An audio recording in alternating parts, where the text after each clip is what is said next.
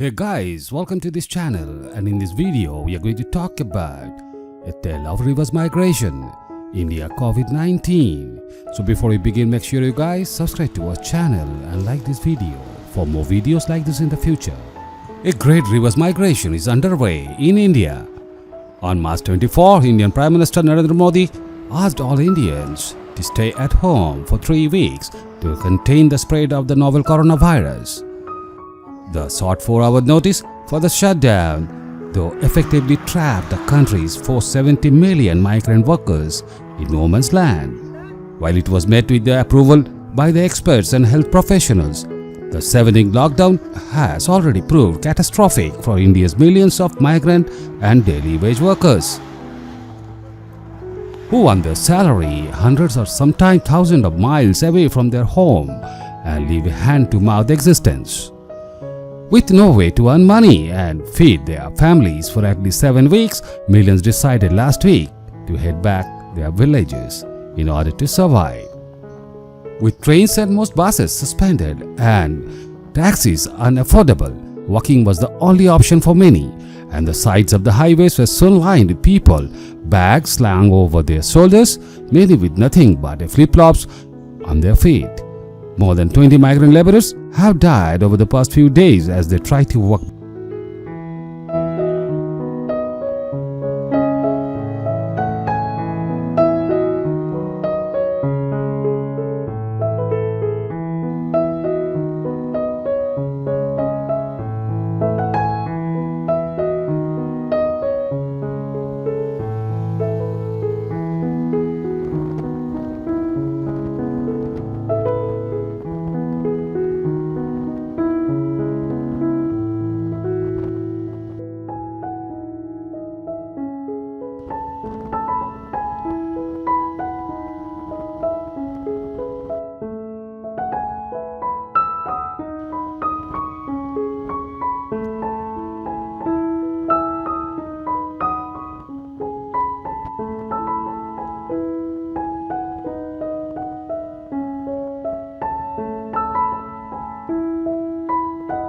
कहाँ से आ रहे हो भाई साहब? हैदराबाद से। हैदराबाद से। Back home, Kumar is among those migrant workers still working. He set out last week from the Hydrabad in Telengana and has already travelled on goods vehicle and foot 1250 km over the past week to reach Saharsa Uttar Pradesh, but still has another 200 to go before final destinations to his village. He said, "I worked in a factory in Hydrabad, but after lockdown the factory closed down, and with no salary of March and April, we faced starvation as we didn't have enough money." Speaking as he took a rest near Fatehpur, Uttar Pradesh. The closure of all but essential services has made it impossible for the daily wages to live in the rented shanties of big cities.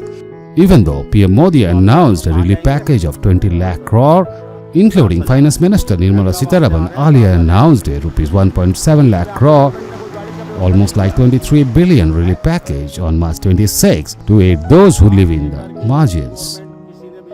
Panic laborers are undertaking hundreds of kilometer-long journeys on foot in the absence of trains and buses. Many workers are also trying to hop on trucks and rail rakes meant to transport goods.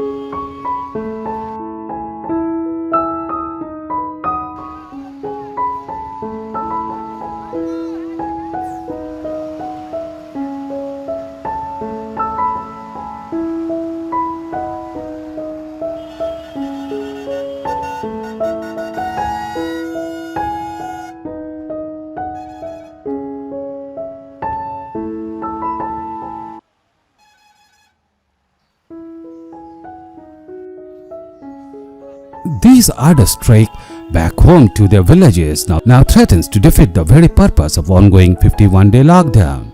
Contrast this to the several aircraft India flew to rescue its citizens stranded in various countries across the world.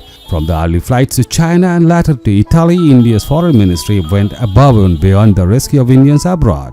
Migrant workers fled India's cities en masse last month after Prime Minister Narendra Modi's lockdown left them suddenly unemployed.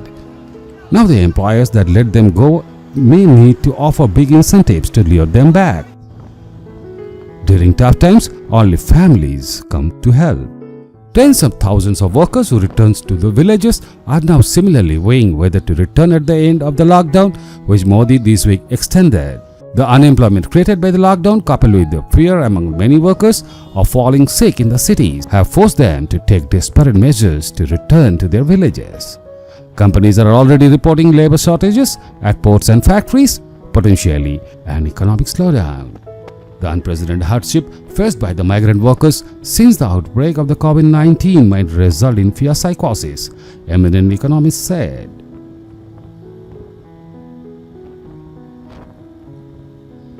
Predicting a worsening of India's already precarious employment situation. Hardship caused by the sudden lockdown announced at dinner time as 24 and brought into force at midnight, which denied as many as 100 million workers the chance to collect their pay and triggered the biggest forced migrations since the partition of India in 1947. Government has been very clever about putting the onus of safety and health on the citizens and not on the state.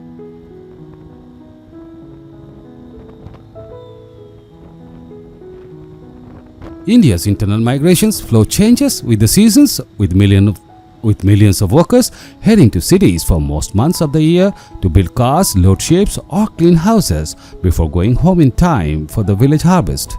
Bihar, a state due to the whole election this year and home to India's second largest migrant labor population, will be worst hit due to the reverse migration.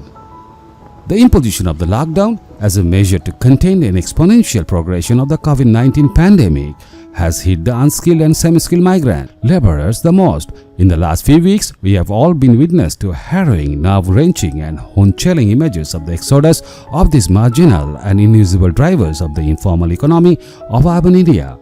Indian highways emptied of the most of the vehicles were lined with bedraggled, poor pedestrians, many carrying all their worldly belongings in bundles on top of their heads, walking to their home villages. Hundreds of thousands of miles may across states.